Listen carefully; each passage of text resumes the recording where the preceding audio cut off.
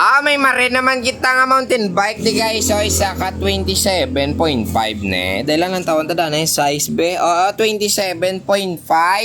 Baka namin isang color. Metallic nga daw. May puntik-puntik nga silver, oh. So, pada konta bihaw na aranon. Kanami ito guys. Ang iyabing nga brakes is Lex. Labisi akso. Nakasaramin eksa. Ang tubang nakariba siya. Tapos ang wheelset bigati, no? Crank Brothers. So alam niya ba yung problema? Ay hindi pa pala. Hindi ko pa pala nakasambal sa inyo, no? So yung problema pala nito mga guys ay nagkukupo sa likod. Oo, nagbubuhay ng hangin yung likuran. So sabi niya sa akin para matanggal na daw yung kupos-kupos. Ito na lang, magtatakot tayo ng bagong tire. Gago! Continental na Race King mga guys. No, kasukat pala nito is 2.2. 2.20 plus, sorry. Ayan. And then, meron din siyang pinadala sa akin. Ayan. Yakult Sagmit na brand yung gagamitin natin. So, likod lang yung bubuksan. Likod lang yung tatanggalin. So, tara, samahan nyo ako. Titingnan natin kung wala naging man sa unod. Kag-islandan lang bago. Napasok ako sa yung big 9 niya. Big 7 pala.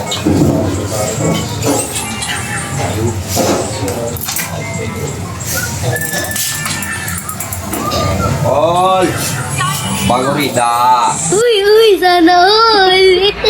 Yung valvula, tatanggalin din natin to para sumangaw. Sumungaw gali, sorry. Oh. Ayara. Malalaman kung may unod pa. Ayun, marami pa naman sana, oh. Ayan, oh. Ano nakita nyo?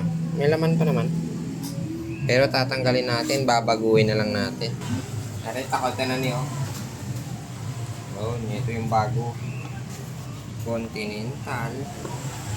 Continental yan, boy. Daming pera, boy. Ito, bago na lang ilagay natin. Bahala na. Mas maganda kasi pag bago, eh. Parang kulang ang mutuaw. Iubos ko na lang, boss, ha? Nan. Hangin na lang.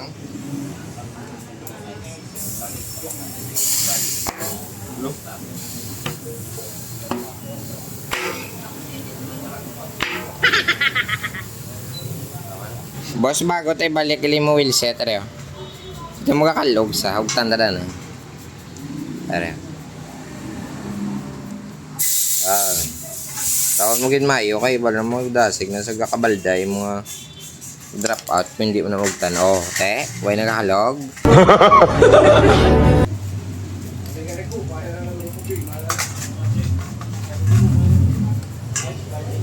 Oh, ari na natapos na sa pagtakod mga guys ang iyang tire sa malikodan. So, babay na. Hasta na lang diri kita. Kay kapoy nagid kuya. Paalam. Thank you, boss.